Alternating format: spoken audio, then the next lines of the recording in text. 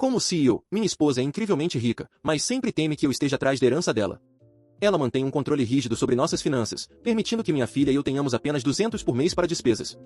Porém, quando o primeiro amor dela voltou ao país, não hesitou em enchê-la de presentes, deu-lhe um carro de luxo e uma mansão avaliada em milhões para recebê-la.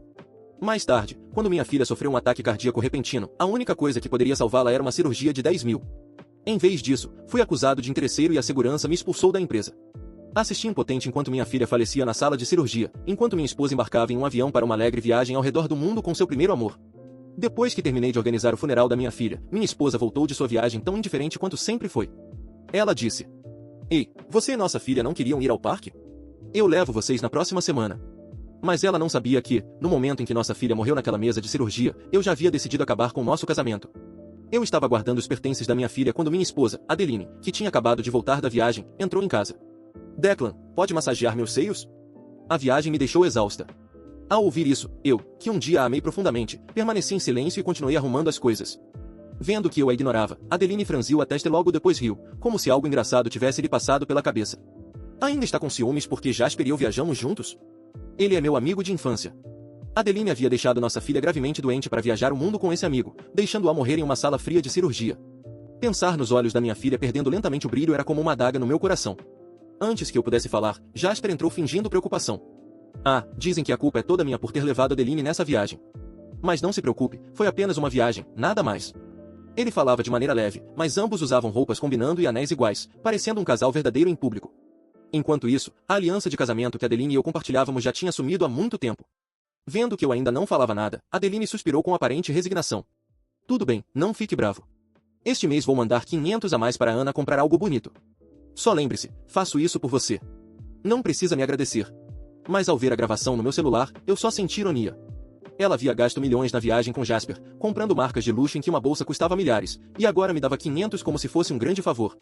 Ao lado dela, Jasper tentava segurar o riso e disse de forma sarcástica: "Declan, 500 é suficiente. Você deveria agradecer a Adeline. Crianças devem ser criadas com simplicidade para que não se tornem materialistas quando crescerem." Por mais absurdo que fosse, Adeline acreditava nisso para justificar dar à nossa filha apenas 200 por mês. Eu costumava discutir com ela porque queria uma vida melhor para nossa filha, mas agora que ela já não estava mais entre nós, discutir não fazia sentido. Com esse pensamento, devolvi o dinheiro e disse calmamente: "Não precisa. Não quero." O rosto de Adeline congelou. E então disse, com um tom de censura: "Declan, o que mais você quer?" Antes que eu pudesse responder, a voz zombeteira de Jasper soou ao lado. "Acho que você só acha 500 pouco, não é? Declan, não quero ser duro, mas com essa sua atitude gananciosa, como pode ser um bom exemplo para Ana?" Ele falava com condescendência. Ao ouvir isso, Adeline também me olhou com decepção. "Declan, estamos casados há alguns anos e você já é tão ganancioso. Daqui a pouco, vai querer tomar as ações e a herança da minha família." Ao ouvir a acusação dela, não pude deixar de rir de mim mesmo. Depois de tudo, era assim que ela me via. Mas meu silêncio parecia, para ela, uma confissão de culpa. No momento seguinte, Adeline continuou com firmeza: "Parece que Jasper tem razão. Você não é um bom pai. Faço isso para ensinar resiliência à nossa filha. Se continuar assim e a Ana acabar sendo materialista e gananciosa como você, que tipo de família teremos?" Ver ela falar com tanta seriedade era apenas irônico. A tal resiliência dela consistia em me repreender por pedir um pouco mais de dinheiro para a comida, acusando-me de querer a herança dela. Até quando nossa filha tirava boas notas e pedia um bolinho, ela a apontava e a repreendia. "Tão materialista. Vai crescer interesseira. Seu pai vai estragar você um dia." Pensando nisso, eu estava prestes a dizer a verdade sobre nossa filha. "Adeline, nossa filha já." Mas antes que eu pudesse terminar, Jasper gritou de dor na porta. No instante seguinte, Adeline esqueceu minha fala e correu até ele. "O que aconteceu?" Ele fingiu indiferença, minimizando. "Estou bem. Talvez o voo longo tenha causado dor nas costas. Não quero atrapalhar seu tempo com a família." Ao ouvir isso, Adeline assentiu. "Sua saúde vem primeiro. Vou te levar ao hospital agora." Antes de sair, ainda se virou para mim e disse com seriedade: "Vamos nos acalmar. Quando eu voltar, conversamos sobre levar nossa filha ao parque na próxima semana." Mas ela não sabia que nossa filha já não estava mais viva, e eu não pretendia continuar esperando. Depois de organizar meus pensamentos, peguei minha carta de demissão e fui diretamente à empresa renunciar. No caminho, colegas cochichavam: "Não é o Declan? Como ele ainda tem coragem de aparecer aqui?" Sim, mês passado ele pediu 1.000 para a CEO Adeline e foi expulso pela segurança. Com o salário dele, quantos anos precisaria para juntar 10 mil? Ignore esse palhaço. Vamos embora. Ao ouvir isso, só pude rir de mim mesmo. Por anos, Adeline nunca revelou nosso relacionamento. Ela me arranjou como simples funcionário da empresa para evitar suspeitas. Eu trabalhava duro, até me matava em negociações para garantir grandes contratos. Tudo o que queria era que ela reconhecesse a mim e a nossa filha. Mas meus pedidos de promoção eram sempre rejeitados por ela. Quando perguntei por quê, ela sorria docemente, se agarrava ao meu braço e dizia: Declan, isso é para te treinar e te tornar um marido e pai melhor. Além disso, eu ganho o suficiente para nós. Ou será que você quer subir na gestão da empresa para tomar conta de tudo? Eu ficava sem palavras, achando que ela tinha razão. Mas no dia em que Jasper voltou, ela enviou dezenas de carros de luxo para recebê-lo no aeroporto. O som da salva de canhões foi ensurdecedor. Naquela noite, Jasper foi nomeado vice-presidente da empresa do nada. Naquele momento, entendi, com ou sem amor, a diferença estava clara. Diante disso, não havia mais motivo para continuar com esse casamento ridículo. Entreguei minha carta de demissão ao sair da empresa. Achei que me sentiria derrotado, mas só senti alívio. Por anos, como um pássaro com asas cortadas, eu havia estado preso em uma gaiola, oprimido. Agora, finalmente, eu vi a liberdade diante de mim. Visitei o túmulo da minha filha. Coloquei seus brinquedos favoritos ao lado da pequena lápide. Fiquei com ela até a noite e, exausto, voltei para casa. Para minha surpresa, quando abri a porta, Adeline estava em casa esperando por mim. Sabe que horas são? Achei que você já tivesse aprendido a passar a noite no sofá. Adeline cruzava os braços, irritada. Mas achei estranho, enquanto pequenas dores de Jasper a mantinham colada nele, ela não estava com ele no hospital hoje. Não era da minha conta, então não perguntei. Perguntei calmamente. O que você quer? Meu tom frio deixou o rosto de Adeline tenso. Não importava o que tivesse acontecido antes, eu sempre a recebia com um sorriso. Mas desde que voltou da viagem, eu estava diferente, sem discussões, sem brigas, até meu olhar tinha perdido a ternura. Isso a incomodava, e ela rapidamente disse: Ainda está bravo porque viajei com Jasper? Eu disse que foi só para relaxar. Nossa filha sempre quis ir à praia, lembra? Quando eu tiver menos trabalho, levo vocês dois, está bem? A tentativa de reconciliação dela parecia apenas encenação. Para ela, eu e nossa filha éramos apenas distrações quando estava de bom humor, e descartáveis quando não estava. De repente, Adeline pareceu se lembrar de algo e me perguntou curiosa: Espere, onde está nossa filha? Não a vejo desde que voltei. Você a mandou para a casa da sua mãe? Olhei para ela, incrédulo. Ela havia voltado fazia 2 dias e só agora se lembrava de perguntar da própria filha. Estava claro que nunca realmente se importou nem com a filha, nem com a família. Antes que eu pudesse responder, Jasper saiu do banheiro usando meu roupão. Ao me ver, não demonstrou constrangimento algum, agiu como se fosse o dono do lugar e ainda me sorriu. Declan, entre. Fique à vontade. Naquela noite, quando vi Jasper saindo do banheiro com meu roupão e Adeline olhando para mim como se eu fosse um intruso na própria casa, algo dentro de mim simplesmente quebrou. Não houve explosão, não houve gritos, não houve lágrimas. Só um silêncio profundo, pesado, que deixou os dois desconfortáveis. Eles esperavam que eu me rebaixasse de novo, que eu ficasse implorando por atenção ou chorando pela ausência de nossa filha. Mas eu não dei nada disso. Apenas os encarei, me virei e fui para o quarto que antes era da minha menina. Lá dentro, tudo ainda cheirava a ela. As roupas dobradas, os brinquedos, o caderno de desenhos com rabiscos coloridos. Sentei na beira da cama e fiquei horas em silêncio, olhando para as paredes, sentindo o vazio que era maior do que eu mesmo. Não havia mais nada que Adeline pudesse tirar de mim. Ela já havia levado meu orgulho, minha dignidade, meu papel de pai e até a vida da nossa filha. Eu já não tinha nada a perder. E justamente por isso, eu estava livre. Nos dias seguintes, Adeline começou a perceber minha mudança. Ela tentava me provocar, fazia comentários sobre Jasper, insinuava que ele era mais homem que eu porque cuidava dela, porque a fazia rir, porque sabia aproveitar a vida. Antes, essas palavras me feririam como facas, mas agora não passavam de ruídos distantes. Eu apenas observava, frio, e guardava cada detalhe. Foi nesse período que comecei a me mover em silêncio. Reuni provas. Mensagens dela com Jasper, notas de despesas milionárias, extratos de transferências, recibos de hotéis. Gravei as conversas em que ela me chamava de interesseiro, em que dizia que nossa filha não precisava de bolo de aniversário porque seria materialista, em que me humilhava por pedir dinheiro para a comida. Até os áudios dela debochando de mim quando implorei pela cirurgia da nossa filha estavam no meu celular. Cada arquivo que eu juntava não era vingança. Era justiça. Eu não queria só me libertar, queria que o mundo visse quem era Adeline de verdade. Aos poucos, percebi que Jasper também não era apenas um amigo ou amante. Ele estava enraizado dentro da empresa da família dela. Desde que voltou, tinha sido nomeado vice-presidente sem nenhuma experiência real. O que antes levei anos trabalhando duro para conquistar, ele ganhou em uma noite, apenas por ser o escolhido dela. A empresa que um dia eu ajudei a levantar estava agora sob o comando de 2 hipócritas que riam às minhas custas. Mas eles não sabiam que eu ainda tinha aliados. Alguns colegas que tinham visto minha dedicação, que sabiam que eu tinha fechado contratos importantes e que estavam fartos do favoritismo de Adeline. Gente que nunca teve coragem de enfrentar diretamente, mas que, em silêncio, me ajudava a juntar provas. A cada dia, Adeline ficava mais incomodada com meu silêncio. Uma noite, ela me encarou e disse: Você não me ama mais, não é? Eu apenas olhei para ela e respondi: Você só percebeu isso agora? Foi a primeira vez que vi pânico em seus olhos. Ela sempre acreditou que me tinha na palma da mão, que eu viveria implorando por migalhas de afeto. Quando percebeu que não tinha mais controle sobre mim, começou a tremer. Jasper, por outro lado, achava graça. Ele me provocava em cada gesto.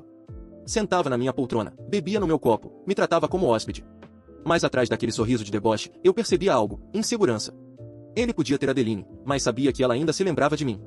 Não por amor, mas porque eu era a sombra que o incomodava, o lembrete de que não importava quanto dinheiro ele tivesse, jamais teria o que eu tive com ela, uma família.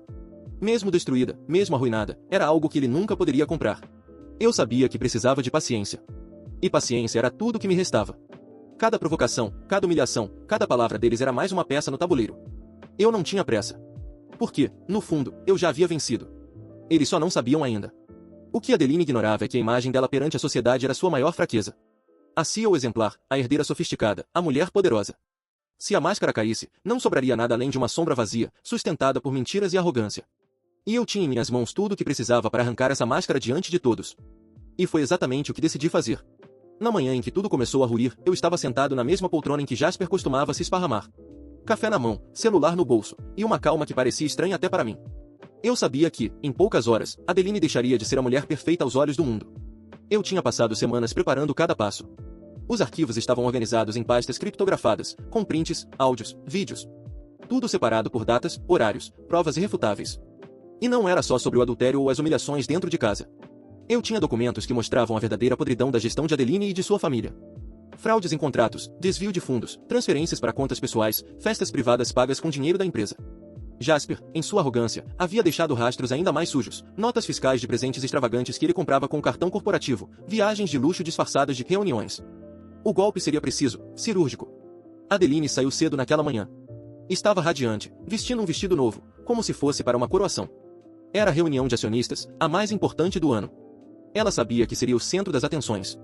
E, claro, levou Jasper consigo. Ele, com aquele sorriso de conquista, caminhando ao lado dela como se já fosse parte oficial da família. Eu, por outro lado, não fui convidado. Oficialmente, já não fazia parte de nada. Mas isso não importava. Porque, quando o projetor acendeu no salão da empresa, não foi a apresentação preparada por Adeline que surgiu na tela. Foi a minha. Um arquivo simples, com o título em letras grandes, A Verdade por Trás da CEO. No começo, todos pensaram que era algum erro técnico. Mas, quando o primeiro áudio começou a tocar, Adeline gritando comigo que a cirurgia da nossa filha não valia o dinheiro, o silêncio tomou conta da sala. Os olhares se voltaram para ela, que imediatamente tentou desligar o equipamento. Mas era tarde demais. O vídeo seguiu com prints de mensagens, áudios, registros de transferências. Cada clique mostrava uma nova camada da hipocrisia. Jasper, sorridente, assinando notas em hotéis 5 estrelas. Adeline debochando de clientes por trás. Relatórios adulterados, cifras desaparecidas. E, então, o golpe final, uma foto do rosto dela, altiva, em uma festa privada, ao lado de Jasper, rindo, enquanto nos bastidores, o contrato de uma obra milionária era desviado para uma empresa fantasma registrada em nome dele. A sala explodiu em murmúrios. Os acionistas começaram a levantar, confusos, furiosos. Os jornalistas que haviam sido convidados para a coletiva começaram a filmar. Em questão de minutos, a imagem perfeita de Adeline estava em chamas. Ela, desesperada, tentava falar, mas sua voz era engolida pelos gritos de indignação. Jasper, que até então se achava intocável, começou a suar. Ele sabia que aquilo não era apenas uma exposição moral. Era crime. E a polícia corporativa não perdoaria. Enquanto o caos se instaurava no salão, eu estava em casa, assistindo tudo em tempo real. Tinha enviado os arquivos para jornalistas, para blogueiros, para fóruns. A internet estava fervendo. Hashtags com o nome dela e de Jasper subiam como foguetes. Memes surgiam em minutos. O casal perfeito agora era motivo de nojo e piada pública. Adeline chegou em casa horas depois, furiosa, destruindo tudo pelo caminho. Ela me encarou com ódio nos olhos e gritou. Foi você, não foi? Seu desgraçado. Eu apenas a encarei, sereno. Você se destruiu sozinha, Adeline. Eu só mostrei ao mundo o que você realmente é. Jasper não voltou com ela. Pelo contrário, os boatos já diziam que ele tinha sido levado para prestar depoimento. Alguns acionistas mais influentes pediram a sua prisão preventiva. A família dela, que sempre a defendeu, agora a tratava como um peso morto. Ninguém queria ser associado ao escândalo. E, pela primeira vez, vi Adeline perder aquilo que sempre considerou mais valioso, controle. Ela não tinha mais. Nem sobre a empresa, nem sobre Jasper, nem sobre mim. Nos dias seguintes, tudo desmoronou ainda mais rápido do que eu esperava. Processos judiciais, bloqueio de contas, convocações policiais. A mídia não a deixava em paz. De mulher de sucesso, virou vilã de capa de revista. E, em cada notícia, em cada reportagem, lá estavam os áudios, os prints, as provas que eu tinha reunido com paciência. Eu não precisei levantar um dedo para derrubá-la fisicamente. A própria sede de poder dela a devorou. Mas não pense que isso me trouxe felicidade imediata. O vazio da perda da nossa filha ainda era um buraco no peito. Nada jamais poderia preencher. Mas havia algo de diferente agora. Eu não carregava mais o peso da humilhação, da impotência, da submissão. Eu tinha mostrado ao mundo a verdade. Eu tinha honrado a memória da minha menina, que sempre mereceu mais do que pais que a transformaram em moeda de troca. Adeline, destruída, ainda tentou falar comigo uma última vez. Sentada na sala, com olheiras profundas, disse: "Você venceu, mas sem mim, o que você é?" "Nada." Eu sorri de leve e respondi: "Sem você, eu finalmente sou livre." Ela chorou. E, pela primeira vez, percebi que não era fingimento. Mas já era tarde demais. Não havia volta. Hoje, meses depois, sigo reconstruindo minha vida. Não tenho mansões, não tenho carros importados, não tenho fortuna. Mas tenho paz. E, no fundo, percebi que isso é mais do que Adeline jamais terá. Depois do colapso público de Adeline, parecia que cada dia era um novo capítulo de novela. A mídia não perdoava. Todos os programas de televisão e portais de notícias tampavam o rosto dela com manchetes escandalosas: CEO da decadência, rainha do luxo investigada por fraude, casal milionário desmorona em rede nacional. Eu assistia de longe. Não com prazer, mas com uma estranha serenidade. Era como ver a tempestade finalmente se desfazer depois de anos vivendo embaixo dela. Não havia mais trovões sobre minha cabeça, não havia mais o peso daquela sombra. Jasper foi o primeiro a cair de verdade. As investigações revelaram que boa parte das fraudes tinha sido assinada diretamente por ele. O que antes era arrogância virou desespero. Ele tentou jogar a culpa em Adeline, dizendo que ela o pressionava, que o obrigava a falsificar notas. Mas ninguém acreditou. A imagem dele como o melhor amigo de infância virou piada nacional. Em poucas semanas, estava atrás das grades. Adeline, por outro lado, tinha recursos, advogados, influência. Ela tentou de tudo para se salvar.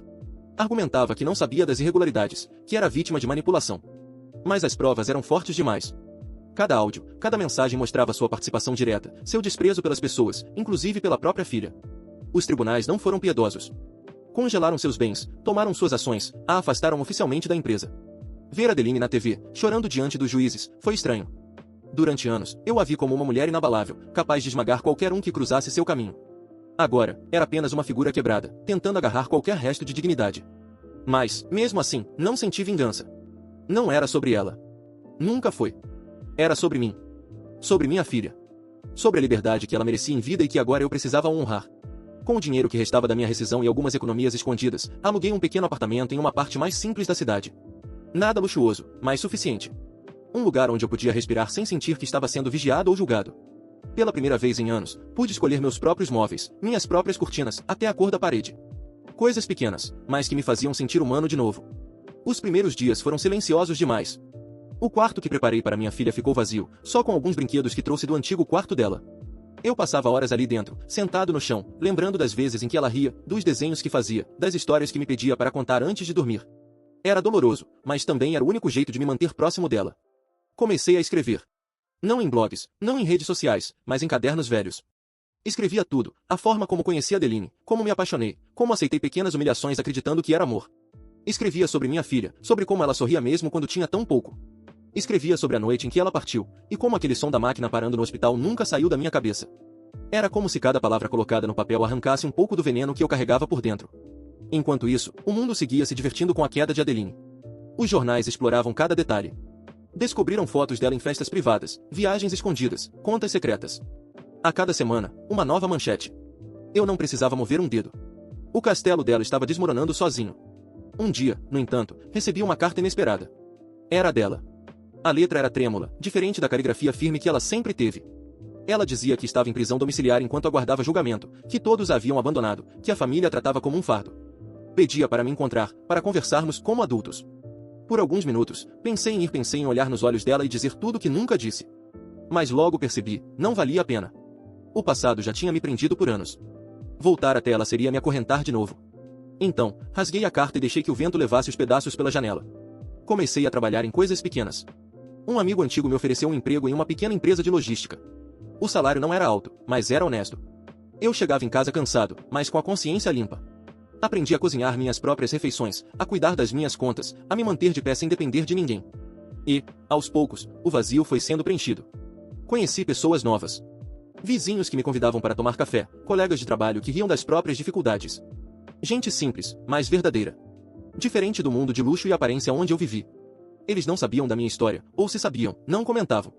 Para eles, eu era apenas Declan, mais um tentando sobreviver. Havia dias em que ainda sonhava com minha filha. Sonhos vívidos, onde ela corria até mim com os braços abertos, ou me chamava para brincar. Eu acordava com lágrimas nos olhos, mas também com um sentimento estranho de paz. Era como se, de algum modo, ela ainda estivesse comigo, me dizendo para seguir em frente. Enquanto isso, Adeline desaparecia do noticiário. Depois da sentença, foi condenada a anos de prisão, sem possibilidade de recorrer. A fortuna dela evaporou. Jasper, por sua vez, também recebeu uma condenação pesada. O casal que se achava intocável agora estava atrás das grades, esquecido pelo mundo. E eu? Eu estava livre. Livre para caminhar sem medo, para rir sem culpa, para respirar sem sentir o peso de alguém me controlando. Livre para lembrar da minha filha com amor, não apenas com dor. Livre para escrever minha própria história, sem ser personagem secundário no teatro de alguém.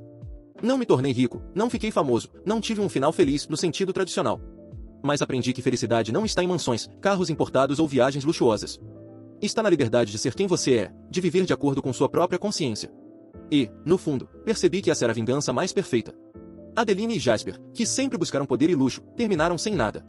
Eu, que perdi quase tudo, terminei com aquilo que eles jamais conseguirão comprar, paz. Os anos seguintes foram silenciosos, mas profundamente transformadores. Declan aprendeu a valorizar cada pequeno momento, desde tomar café sozinho pela manhã até caminhar pelo parque que sua filha tanto amava. Ele cultivava memórias, conversava com antigos amigos que realmente se importavam, e criava uma rotina em que a ausência da filha se transformava em força para viver. Ele visitava o túmulo de sua filha com frequência. Levava flores simples, brinquedos que ela amava e sempre conversava com ela, como se ela pudesse ouvir cada palavra. Hoje eu consegui fechar um contrato importante, dizia, ou hoje eu consegui sorrir sem sentir raiva de ninguém. Cada pequena vitória era celebrada com ela, mesmo que em silêncio. Era seu ritual, sua forma de manter o vínculo com a vida que ele ainda amava, apesar da dor. Adeline e Jasper desapareceram quase completamente da sua vida. A prisão deles trouxe uma sensação de justiça, mas Declan percebeu que não precisava da punição deles para seguir em frente. Eles eram fantasmas do passado, agora impotentes. Ele não sentia alegria pela queda deles, apenas alívio por não serem mais uma ameaça constante à sua vida e à memória da filha. Com o tempo, Declan encontrou uma nova estabilidade.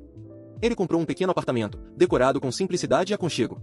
Comprou livros, plantas, fotografias da filha e algumas lembranças de momentos felizes, lembranças que ninguém poderia tirar dele. Trabalhando honestamente, construiu sua própria reputação, não mais como subordinado de Adeline, mas como alguém respeitado em sua área. Ele começou a ajudar outras pessoas em situações difíceis, especialmente pais que enfrentavam perdas ou relações abusivas. Contava sua história, sem rancor, mostrando que era possível sobreviver e reconstruir a vida mesmo depois de perder tudo. Essas conexões humanas se tornaram a verdadeira riqueza que ele nunca teve durante os anos ao lado de Adeline.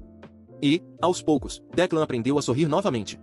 Não era o sorriso de antes, ingênuo e cheio de esperança cega, mas um sorriso profundo, maduro, que sabia o valor da vida, do amor e da liberdade. Ele se tornou uma pessoa completa, não por causa do dinheiro, nem do poder, mas por ter sobrevivido à tempestade, ainda assim, escolhido a bondade, a dignidade e a memória de sua filha como guias de sua vida. O passado não foi apagado. A dor nunca desapareceu completamente, e ele ainda sentia a falta da filha todos os dias. Mas agora, Declan podia caminhar em frente sem medo, sem pressa, vivendo cada momento com propósito. Ele não precisava de aprovação de ninguém. Ele não precisava de Adeline, de Jasper, nem da riqueza que eles ostentavam. Ele tinha a liberdade de ser quem era, e isso era tudo. Na noite em que visitou o túmulo de sua filha pela última vez antes de dormir, deixou flores e seus brinquedos favoritos, falou baixinho como se ela estivesse ali, eu te amo, sempre vou te amar. Agora estou bem. Prometo viver cada dia de um jeito que você teria orgulho de mim. Ele voltou para casa, cansado, mas em paz. Pela primeira vez em muitos anos, sentiu-se verdadeiramente livre. E enquanto olhava pela janela o céu estrelado, sentiu que, mesmo na ausência, sua filha ainda estava lá, sorrindo. Declan finalmente encontrou o que procurava desde o começo: paz, liberdade e amor verdadeiro que ninguém poderia roubar.